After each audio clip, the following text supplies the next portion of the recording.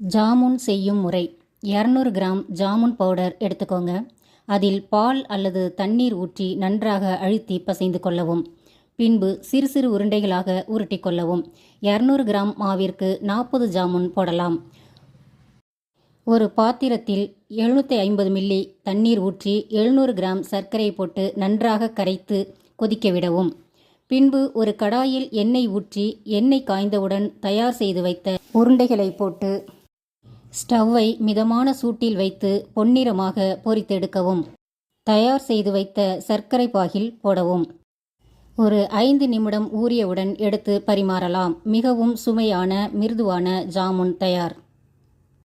Okay அன்பர்களே, இந்த video பிடித்திருந்தால் லைக் பண்ணுங்கள், உற்றார் உறவினர்களுக்கு ஷேர் பண்ணுங்கள் மற்றும் இந்த வீடியோவை பார்த்த அனைவருக்கும் நன்றி.